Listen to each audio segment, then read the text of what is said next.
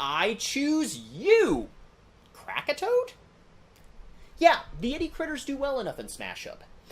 They made a big splash when Big in Japan first came out, took a little bit of a nerf with the Titan pack because Rainbow Rock does very poorly against Titan clashes, and now they've settled down into a solid above-average faction with an emphasis on aggressive tactical attacks. Like shapeshifters and plants, they use their deck as a draw pile to some extent, and that means they do a little better in multiplayer.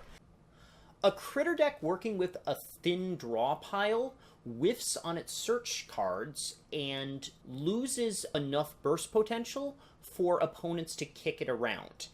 In multiplayer, this isn't a big issue. In 1v1, you tend to hit this thin deck problem around the last of typically about 5 bases in a 1v1 game, which means that if you want to win a 1v1 game with Itty critters, you should probably win 3 of the first 4 bases. This also explains the 30 missing rating points in 1v1. Tactically speaking, the Itty critters play a lot like Astronites, and as a matter of fact, they're about as good as Astronites as well. Ittypedia takes the place of Scoundrel, letting them set up when burst from hand isn't quite enough, and then they break bases with very hard to defend against combinations of several cards. In the Itty critters case, though, they tend to be dependent on having the right 2 critters available to pull out of the deck. They specifically really do not want to end up with Krakatoad in their hand. If they get Krakatoad stuck in their hand, they need to get it out of their hand pronto, because then they're relying on Calicoin with 1 point less, and without that, then they start having to look at some strange tricks, or relying on their partner faction until they can fix this. This means that they can be a little bit boom or bust. They're less reliable than most other factions. Itty critters don't care all that much what kind of deck they're facing, but they do care a little more about their partner faction. They love partner factions with extremely overpowered minions with printed power 2 or less, for obvious reasons. Robots, giant ants, Innsmouth, elder things, and shapeshifters all come to mind, and these are all quite good Itty critters partners.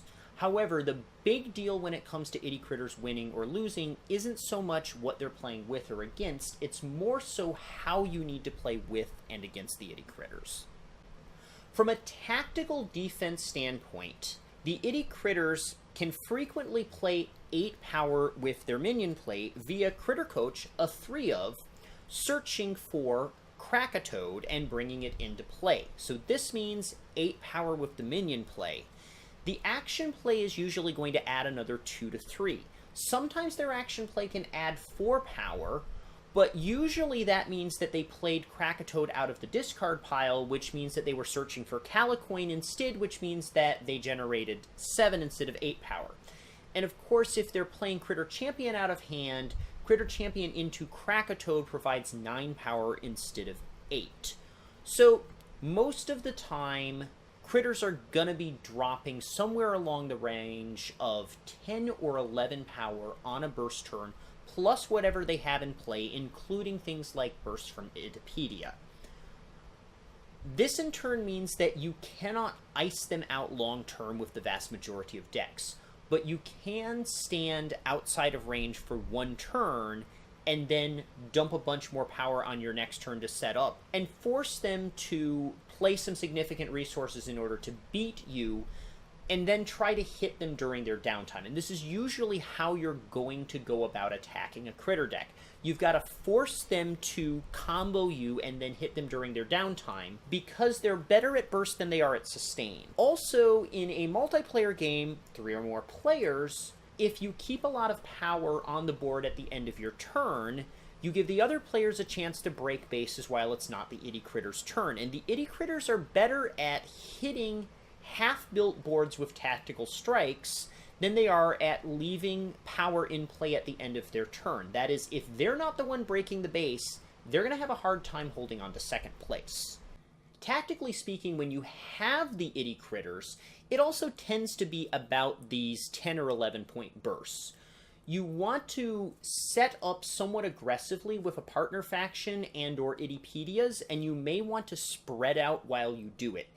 you want your opponent not to have too many different safe plays that let them set up without losing to the threat of a 10 power burst or an 11 power burst. And remember, when you're doing this, your opponent doesn't know exactly how big a burst you have in hand, but they can probably put you on about 10 or 11 unseen power.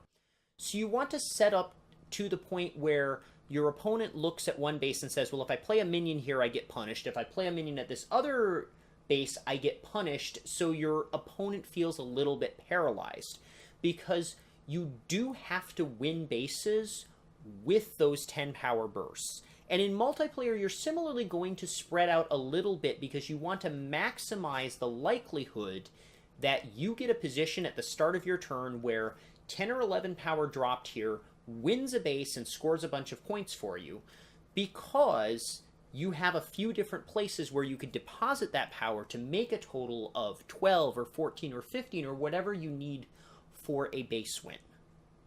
Strategically speaking, the Itty critters suffer from two drawbacks that make up for their high burst capacity. The first and obvious one is getting stuck with your Krakatoad in hand, which is never much fun because you generally have to find a way to play it. Maybe you break something, maybe you don't. It sits in play looking stupid if you didn't break a play with it. Then it goes to your discard pile. Then you have to get it back in your deck or have a card in hand that can play it from the discard pile to take advantage of it. Drawing Krakatoad at a bad time can slow you down quite a bit, and you can often get counterpunched while your opponents see that you're missing one of your tools. But their other problem gets a little more interesting. They run into problems when their deck gets thin, which is why they do better in multiplayer than in 1v1, despite the fact that they don't do a very good job of leaving lots of power in play at the end of a turn. The Itty critters have 3 tools to help with this problem.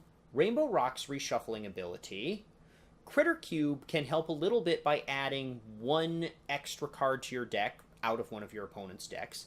And Gotta Get 'Em All can give you an almost full reshuffle of your minions once per trip through your deck. Critter Cube and Gotta Get 'Em All are one-ofs and often won't be enough in 1v1, which means that when you're playing with the Itty critters, you really want to protect your Rainbow Rock at least once per game in order to thicken your deck just enough not to run into the bottom of your deck. And similarly, even in multiplayer, if you see a Rainbow Rock, you want to clash it out of play as fast as possible, because you get rid of that vulnerable little Stealth Rock weak. I'm honestly not sure what Rainbow Rock is supposed to be, but it's definitely weak to Stealth Rock, and it's definitely vulnerable. You get rid of this particularly squishy legendary, and they're going to lose quite a bit of consistency because they can't reload their deck properly. So fight over keeping Rainbow Rock either active as the Itty Critters player or inactive as one of their opponents.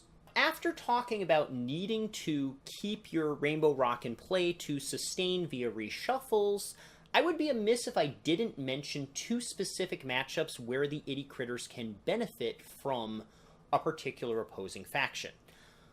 The first and most obvious good matchup for them is if they're facing Innsmouth. Not only does Innsmouth tend to provide stable targets of an appropriate size for the Itty critters to just barely trump, Innsmouth also tends to really want to play its reshuffle card every game if it can, even in multiplayer. And this means that you can count on your deck ending up a little bit thicker against Innsmouth. If you're playing with 3 or more players, and you're drafting somehow where you can see the opposing factions come in one at a time, if you see zombies, you can also consider bringing in Itty critters, not to counter the zombies so much. They don't exactly counter zombies, although zombies provide nice stationary targets for them to hit. No, you like seeing the zombies if your friends love picking reshuffle cards to counter the zombies. If your friends tend to do this, then you can pick the Itty critters and benefit from the same reshuffle cards that hurt the zombies. Or you could also end up just helping the zombies by causing your friends to not pick reshuffle cards because it'll help your Itty critters, and then the zombies go berserk and take over the entire world, but that's smash up.